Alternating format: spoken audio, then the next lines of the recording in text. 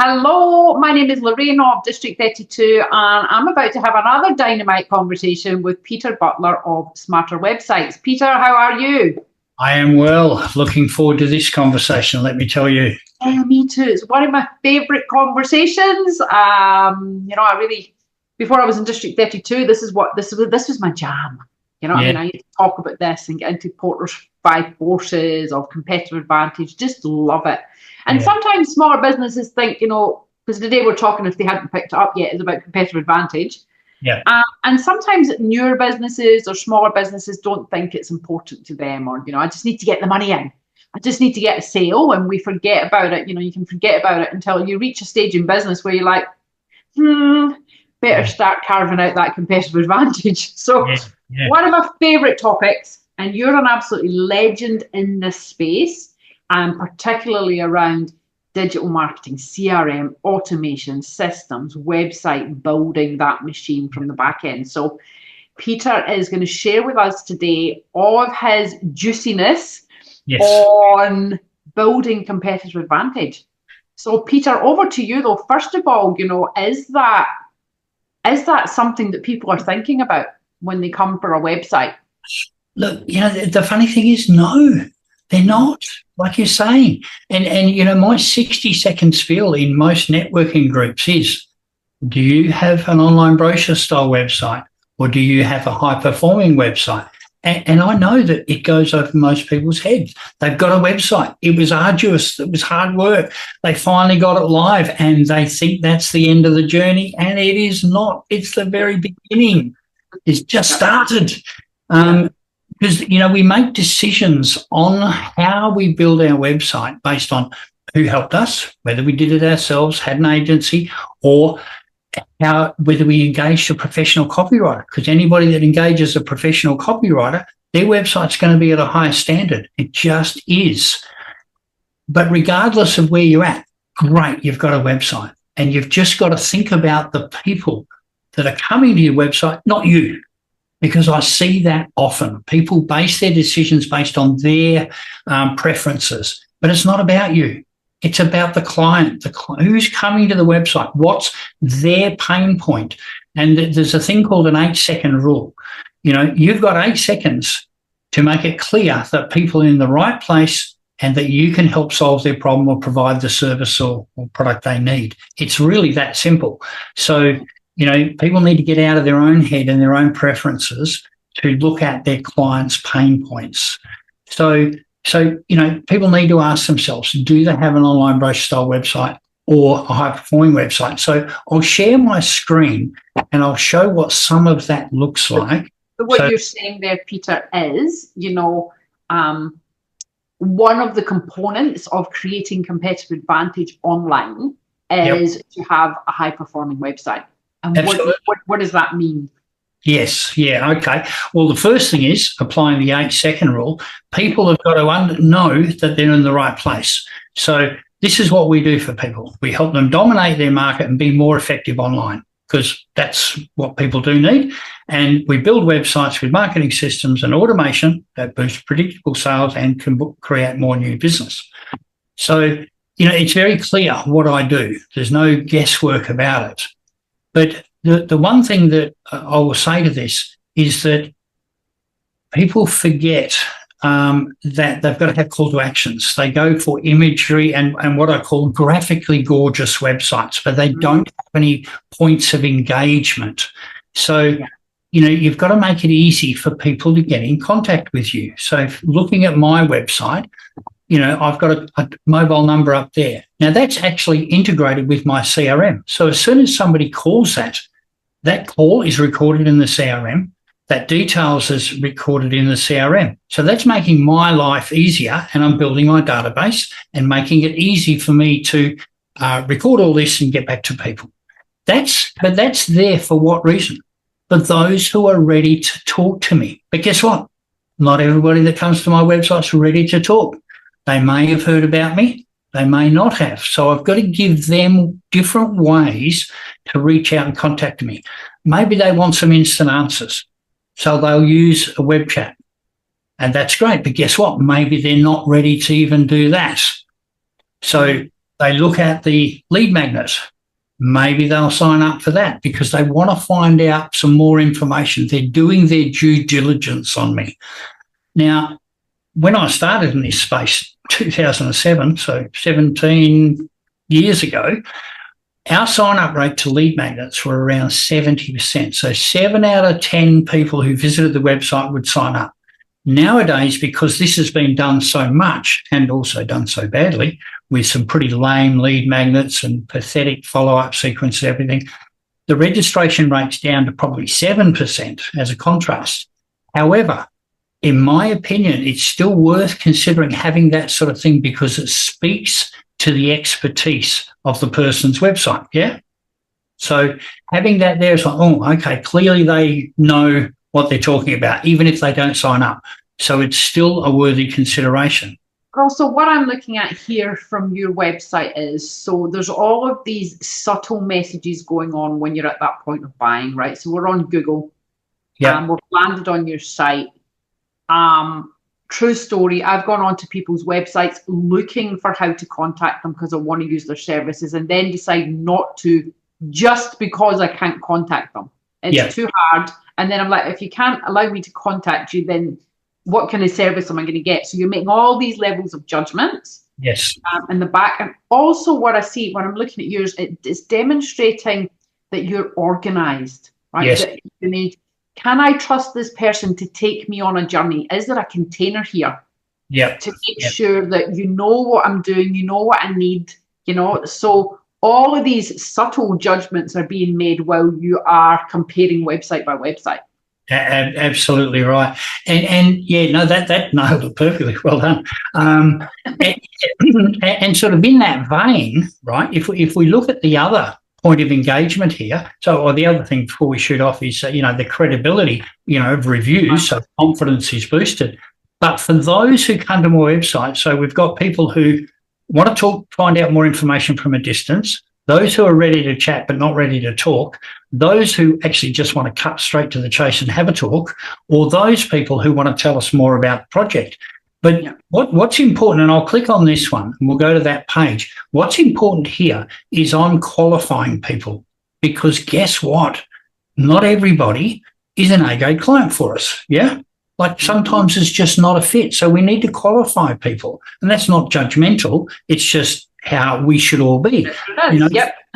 Those who are, struggling to get rice in the rice bowl, that's okay. And I did the same thing 17 years ago, would work with anybody on anything. And there's no judgment. It's just sometimes it's not a good fit. So this is helping to qualify people. Now, this is again an example of how websites are dynamic.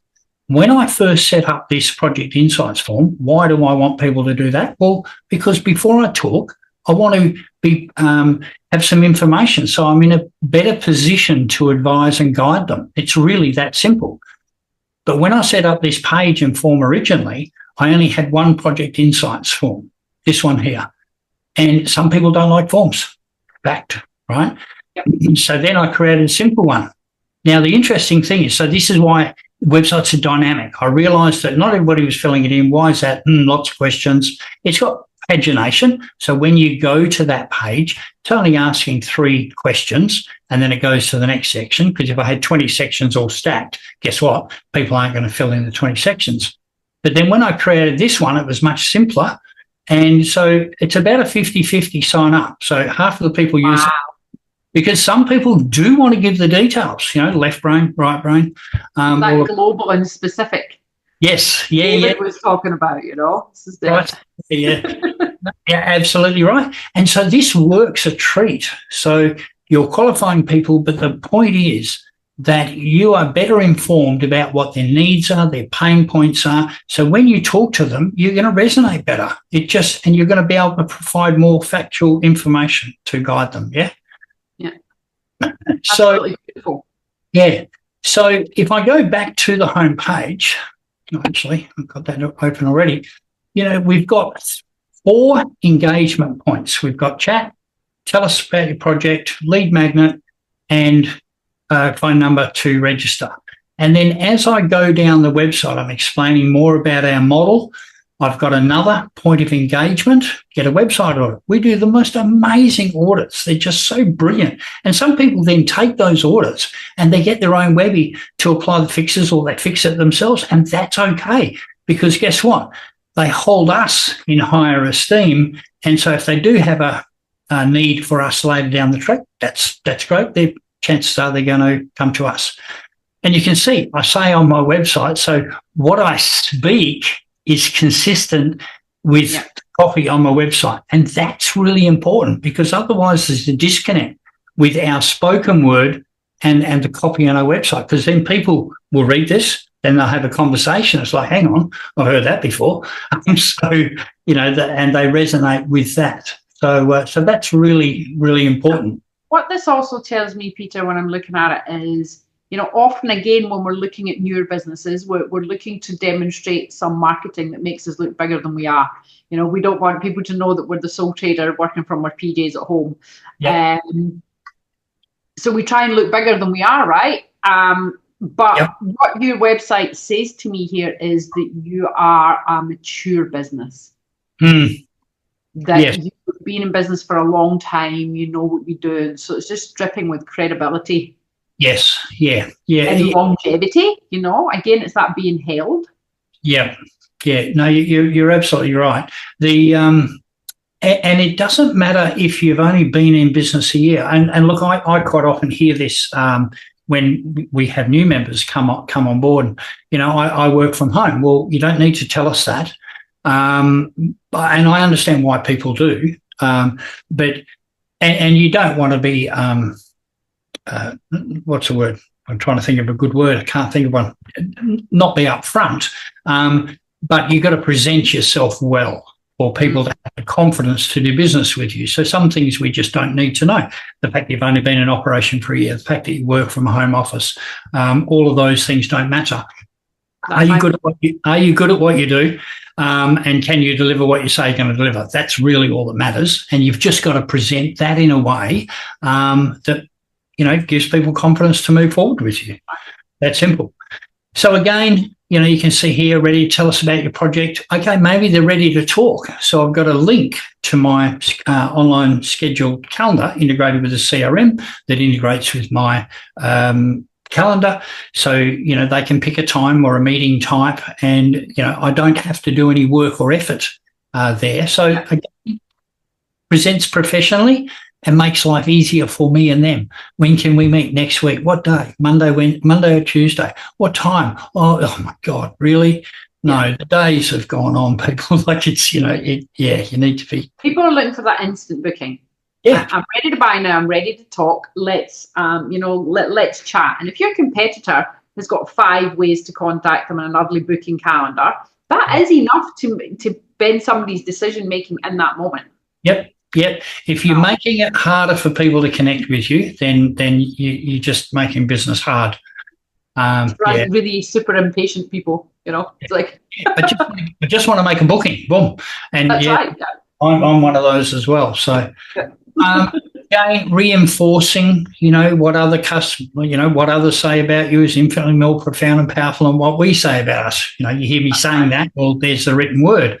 And then how you present this is also really important. Normally there would be a series of logos, and typical when you're doing a call like this, you have a tech.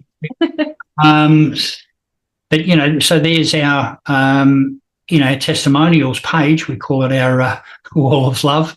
And, I'm making it easy to get reviews as well. People can click on this, send a video review, give a review, and the stars and where the review is given and blah, blah, blah. So all of those things just help prospects be more confident.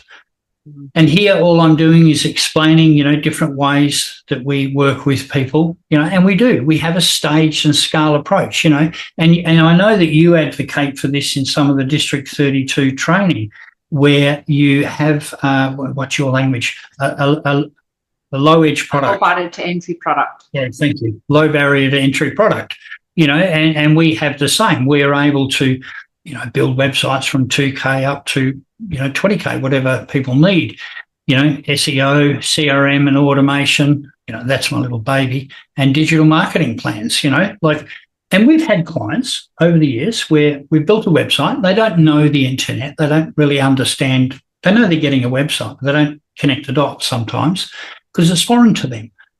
And I had one particular lady who sold a magnetic healing band.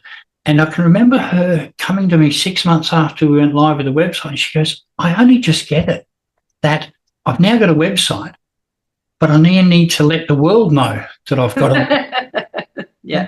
It was good that she got that. But because it's foreign to people, and so we educate people as much as we can within the scope.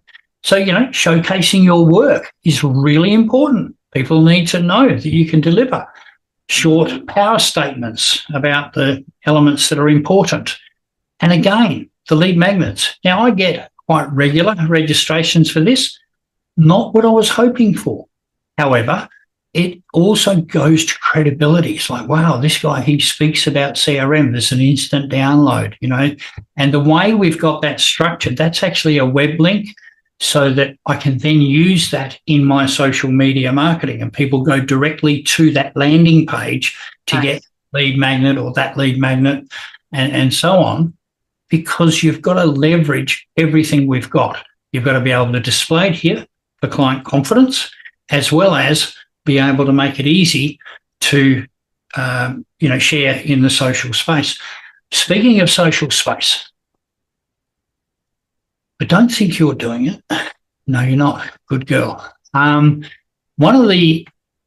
was something that we did probably 6-7 years ago and past that, where we would have social media icons at the top of the website, right? That'd either be up here or they'd be floating down the side, be a link to your Facebook, Twitter, whatever. And that was very common 5, 6, 7 odd years ago.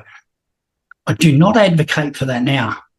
In fact, if a client asks for that, I sort of almost flatly refuse, because why would you spend all this money getting people to your website and then have them distracted with a social media thing? Because they'll click on it and they'll go there. You never do that nowadays.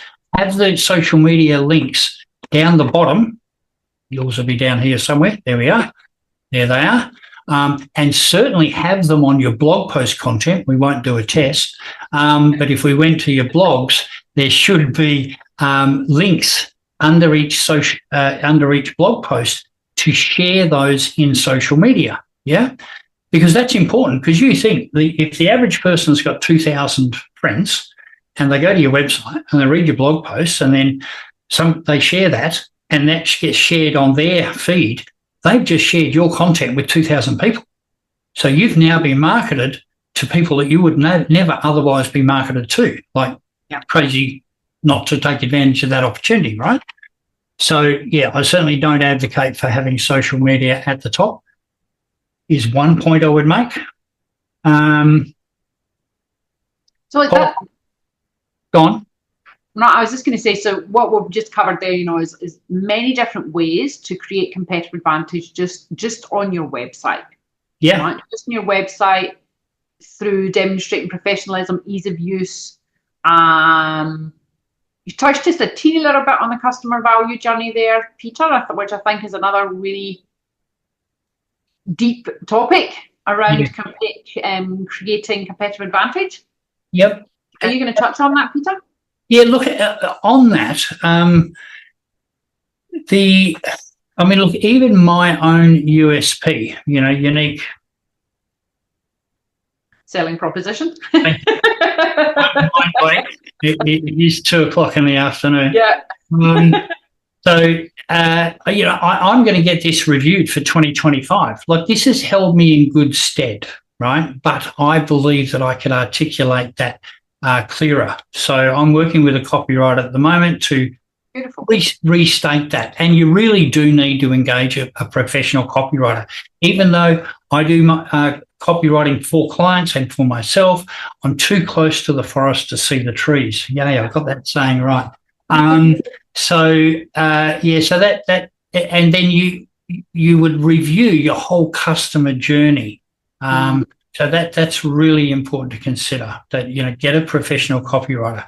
Does that cover that off enough, or did you have no, I just wanted to wrap that around, because sometimes when we're talking about the individual components, people can, miss the overarching topic, which really is, yes, we can do it through, it's creating competitive advantage. And the first lot of things we spoke about there was just the components of the professionalism, the being held, the demonstration of credibility. But the second part behind that, where you were demonstrating all the, are you a specific person? Are you a globalist person? Do you want to do this? We're giving options. What we're doing there is we're really taking care of the customer journey. Yes. Yeah, and I just wanted to wrap that around some of the things that you were saying there, in case someone, just to give it a framework. Yeah. That customer journey, people need to feel led. Yes. When they come on your website, it's like a book or a store. It's your front store. When you walk into a store, you want to be led. You want to know where to go. You don't know what to do. You want to know where to pay. If you want to talk to someone, there's someone there. So there really needs to be that journey from different personality types on your website as well. And I think you've covered that off beautifully on your own website, Peter. Yeah. Okay, great. Thank you. So, I mean, look, there's so much more we could delve into, in promoting yourself in the social media space. You want to be educating people in that space, not selling per se, educating people about the merit of what you do. I mean, I've created a whole series, in here, my 100 Days to World Domination. And that is literally 124 blog posts. Who thought that was a good idea? It was supposed to be 100, and then there was 13 different categories, so that makes it 113. And then there was some other information I wanted to provide, and they're all educational in nature. So people listening to the call can go here. It's also down the very bottom of my website where they can register to receive those, and they're literally add value conversations. Consider this, do this, have a look at this, check this. So I'm guiding people along, because, one of the sayings we've got is that we do what people can't do, but we love to help people do what they can do, because there is so much activity that people can do themselves to help them rank better with Google. People have heard the term SEO, search engine optimization. Well, I'd like to reframe that as search everywhere optimization, because it's not just about Google. It's about social. It's about being seen everywhere, because Google consider everything. The best thing that people can do from a digital marketing stance is content marketing. Now, I found, we do content marketing for businesses, but people can do it for themselves. We've got a system, as you can well imagine, where we leverage the blog posts and turn them into social posts and so on. But the point is that search everywhere optimization then connects the dots between your website, fresh new content. See, when you add a blog post to your website, right, the first thing that happens, as soon as you publish it, even if you don't do very good SEO, as soon as you publish it, it pings the search engines. And so the search engines then come and check your website for that new content, because they want websites. They want to rank websites that have fresh new content. They want to rank them well, because they see them as an interactive website, an authority website. So adding fresh new content is absolutely vital. So I really advocate for that. We actually did a test once where we published a particular article. I can't remember the title, but it was quite obtuse. I went and searched for it. It was about, I think, 8 minutes and 15 seconds later, and it had actually been indexed by Google, so Google ranked it. So they had already been to the site, searched it. So it's absolutely worth doing. And the thing is that content marketing, we have the conversations. We already speak the content in our everyday interactions with people, our FAQs, when we're vying for a gig, when we're networking, when we're doing one-to-ones. We have those conversations all the time. I reckon there's probably 60 conversations that we all have as business owners where it's almost like we flick the switch and we go blah, blah, blah, because we've said it so many times, we're not even thinking, and it's from the heart, it's got passion. If we took those conversations and then turned that into blog content, and nowadays we can use AI to help frame that. Yep. Don't ever copy and paste AI. No. AI as your prepping tool, your research tool, all of that. But certainly don't copy and paste it. But and that's one powerful way, to create awesome content. There's, in my model, 60 conversations that can be converted to valuable content. And again, it's creating competitive advantage on the website, on the index with Google, on the reader believes you've got authority, you know the topic, you're an expert in your field, you've got longevity. Layers and layers and layers of benefits there. Absolutely. If I go to these now, some of what we've talked about in this and other sessions is, are you as easy to contact as you think? I've got a checklist for it. Why the bottom of your website is so important, I've got a checklist. Look, what we're talking about now, I cover off on this. So, and remember, you are not your client, because it's a golden rule. Absolutely, and it goes on. So I won't thrash those, but they're available. And we've also got web audits available where we can do a Google My Business audit and SEO audit, a complete website audit. We do all of that as value add. They're totally no obligation, free of charge. And you're giving people who are watching this, they can click on here and come and ask for a free audit at any time. Yeah, absolutely. Yeah. Beautiful. So either Mark or myself will run that audit and send it through to you. And if you don't use us to make the fixes, that's totally okay. There is no obligation at all. We just want to build relationships with people because, as I said, we do what you can't do, but we help you do what you can do. And having an audit to get clear about what needs to be done. Remembering, websites are dynamic, so it will continually evolve over time. So, I've had so many iterations of my site. We've got clients, we've been in the space 17 years. We've got some clients who have been with us for 14 of those years, and we're probably onto the third or fourth iteration of their website because the market's evolved, their business has evolved. So we need to make sure we're keeping a match so they're getting the maximum return on their investment. Competitive advantage. Nailing it. All right. Creating competitive advantage online. It does matter. It does matter, and you've got to stay there. Yeah, I think you mentioned in one of our previous conversations, sometimes we're not checking our website. And it's not just about things that are broken or maybe, back-end technical things that have not been updated. Sometimes it's like we forget the bleeding obvious. We looked on our website this week and we've been running a promo offer for, about 10 weeks and it's not on the website.